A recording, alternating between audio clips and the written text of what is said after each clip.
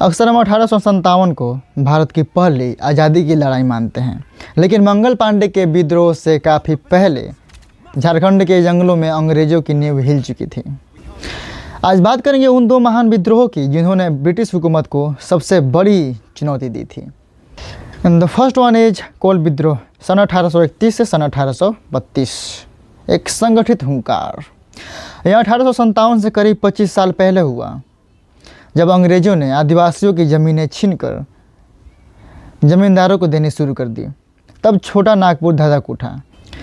नायक बुद्धू भगत के नेतृत्व में कोल, मुंडा और उराव जनजातियों ने एक साथ मिलकर हमला बोला। यह हमला इतना बड़ा था कि अंग्रेज़ों को अपनी शासन व्यवस्था बदलनी पड़ी और एक नई एजेंसी SWFA लानी पड़ी। And the second one is, जिसके बारे में आपने पढ़ा होगा NCERT में, अपनी हिस्ट्री में पढ़ा होगा, यही एक क्रांति है जिसके बारे में मतलब आदिवासियों के बारे में जो पढ़ाया गया है, उसके अलावा कोई और दूसरी क्रांति पढ़ाई नहीं गई है। तो संथाल विद्रोह 1857 की क्रांति से ठीक एक साल पहले संथाल परगना में हुल का बिगुल बजा। हुल का बिगुल मतलब क्रांति का बिगुल। कार्ल मार्क्स ने इसे भारत की पहली जन क्रांति कहा था।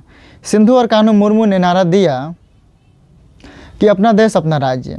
करीब 30,000 से अधिक आदिवासियों ने तीर धनुष लेकर अंग्रेज़ों की बंदूकें और तोपों का सामना किया। इस विद्रोह ने अंग्रेज़ों को डरा दिया, भले ही इसे दबा दिया गया हो, लेकिन इसके कारण संथाल परगना का जन्म हुआ और आदिवासियों को अपनी ज़मीनों का हक मिला।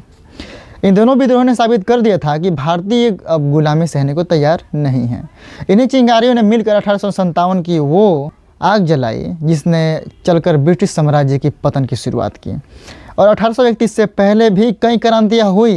पाइकांस की, सन्यासियों की, पोलीगर साउथ वाला Poligar rebellion, and the other side कई राजाओं और कई कम्युनिटीज़ ने अंग्रेज़ों के सामने घुटने टेक दिए थे।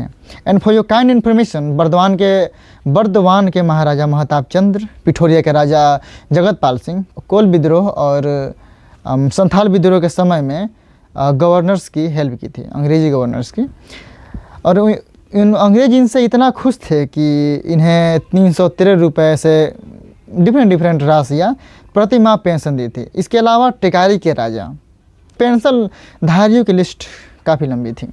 कुछ लोग ऐसे थे जो हार मानकर जीना नहीं पर सर कटाकर भी जीतना पसंद करते थे, और वो थे आदिवासी जिन्हें झुकना आता ही नहीं था। At present they are still fighting against government. वो लड़ रहे हैं, अभी भी वो लड़ रहे हैं। आज़ादी की कहानी 1770 से लिखनी शुरू हो चुकी थी। अंग्रेज़ों के खिलाफ सबसे पहले मेजॉरिटी में आदिवासी ही थे जिन्हें कभी वो पूरी तरह हरा नहीं पाए। एनीवेज, दो चीज़ें कॉमन है इसमें, पहले और अब की बातों में। मैंने जितना भी कहा आपको, जिस भी बारे में बताया, लाइक जो विद्रोह हुए हैं अंग्रेज़ों और आदिवासियों के बीच, उसमें कुछ चीज़ें हैं जो कॉमन थी और मैं आपको वहीं बता रहा हूँ। पहले भी हमारे ही देश के दलाल लोग, जिनके अभी ज़मीनें हैं ना 200 बीघा 500 बीघा ज़मीन है, किसी का 75 बीघा ज़मीन है, वो वैसे ही नहीं है।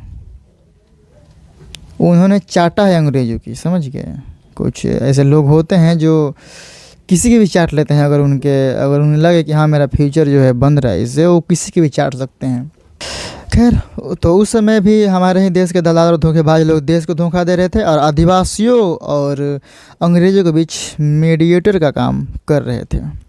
और दूसरी कॉमन चीज़ ये है कि आदिवासी तब भी लड़ रहे थे अंग्रेज़ों से अपनी ज़मीन के लिए, और 8% वो अभी भी लड़ रहे हैं अपनी ज़मीन के लिए।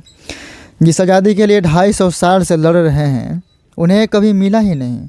आदिवासी अभी भी लड़ रहे हैं। पहले अंग्रेज थे और उनकी इंडियन पुलिस, इंडियन सेना, और अभी भी सेम है, बस उनके ऊपर अंग्रेज नहीं है, पुलिस और आर्मी के ऊपर।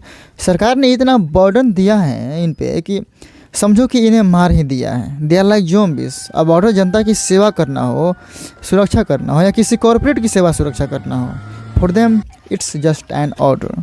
इन्हें ना चाहते हुए भी करना पड़ता है। जैसे कि आप देख सकते हैं वीडियो में, आपको दिखा रहा हूँ कुछ वीडियो। इनकी मजबूरी है, वरना इतनी हैवानियत भला कोई क्यों करेगा?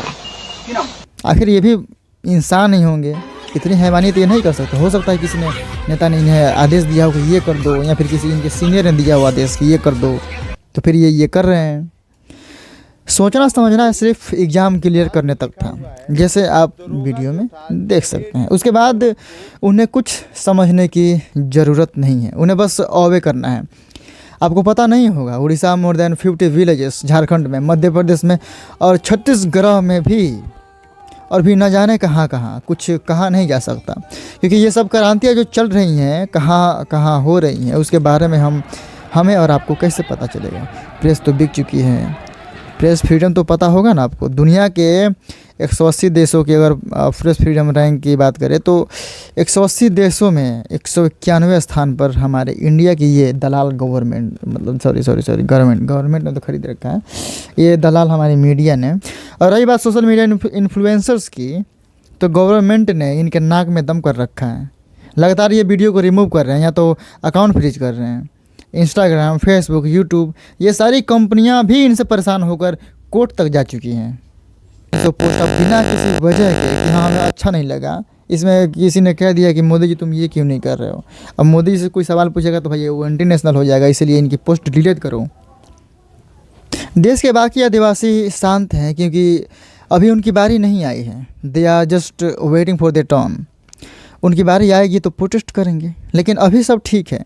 यहाँ की ये खासियत है कि जब तक खुद की गांड न जले तब तक सब सही लगता है। अभी रेप केसेस आम हो गए हैं, लाइक पॉकेट मारी।